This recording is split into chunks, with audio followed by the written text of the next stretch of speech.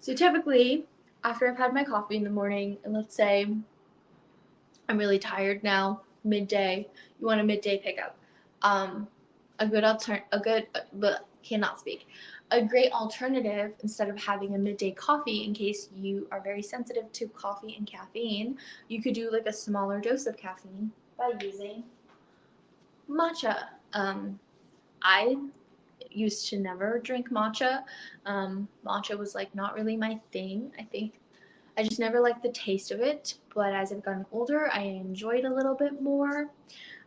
So this is just like straight up matcha powder. So this is by the Mizuba Tea Company, and they make a bunch of different matchas. So you can explore the different matcha options that they have. They had a few. Um, so this one is just their organic matcha green tea house style, and the house style is like vibrant and creamy, is what they say as their notes. And it's like 100% pure matcha, and it's umami forward. Interesting. I have yet to try this one. I've tried a few other like matcha powders before. I've tried like the gold matcha powder, and that one is really good. But I'm excited because this one looks really, really good, and I feel like it'll have a strong matcha flavor. So, anyways, it says it's 100% pure Japanese matcha, and it's sourced from Uji, Japan. So, cool. And it says here, I didn't know this, so if you didn't know this, it says here to refrigerate your matcha once you open it. So that's a good thing to know because I didn't do that with my other matchas. And then it's super cool because in just this little container, you get like 20 to 30 servings of matcha. So that's a bang for your buck.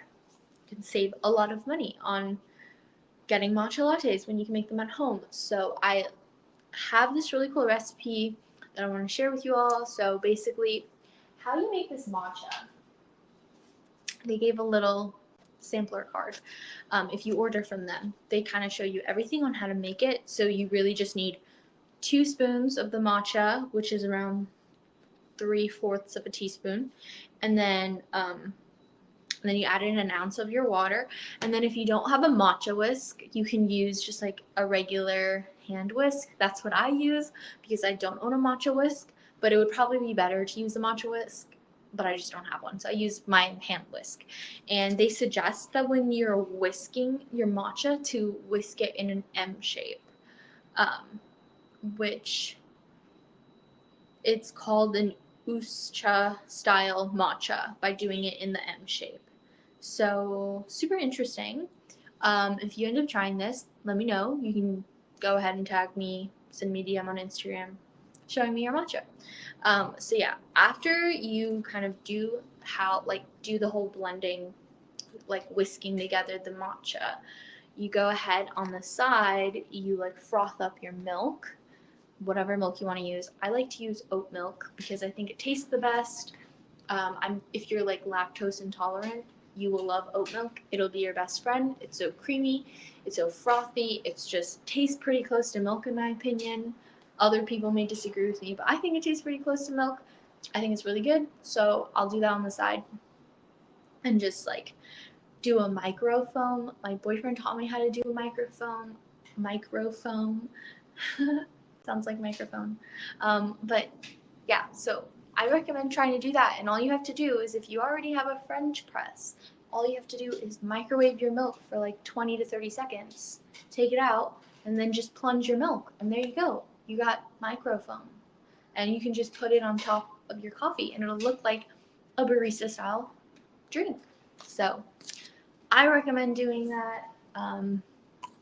I also want to experiment with baking and doing like matcha loaves.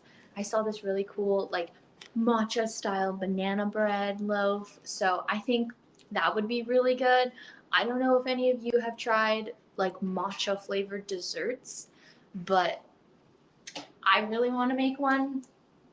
So yeah, I'm just gonna try this powder. Honestly, all you have to do is like add a few scoops of powder, and then you have a matcha loaf. Yeah, I don't know. Do you guys have any other recommendations for like other types of matcha style desserts I could experiment with? I want to get more into like baking. Now that I've like moved and have my own space now, so I want to get into baking. So yeah, let me know any recommendations for matcha desserts. And I'm like very beginner baker, so nothing too challenging, but yeah, I don't know. Do you guys like matcha? I feel like matcha is like one of those things that either people love or they hate it. I'm very indifferent with matcha. Sometimes I'll like kind of crave it and I'll have some, but yeah, I recommend this. It's super nice because it's so small and it just you can easily store it anywhere in your house. Mochi, that's a good one. I always wanted to make mochi, but I don't know how. But now I should try and learn. But yeah, so this is really great. It's like $25 for this matcha, which is honestly a pretty fair price considering that it gives you like up to 30 servings of matcha. So, yeah, not too bad. I feel like the average price for matcha is around here. Um, yeah, let me know if you guys have tried any other matcha brands. But yeah, if you try this one, let me know. I'm going to be trying it because I have a lot of this. And yeah, so if you like matcha, let me know.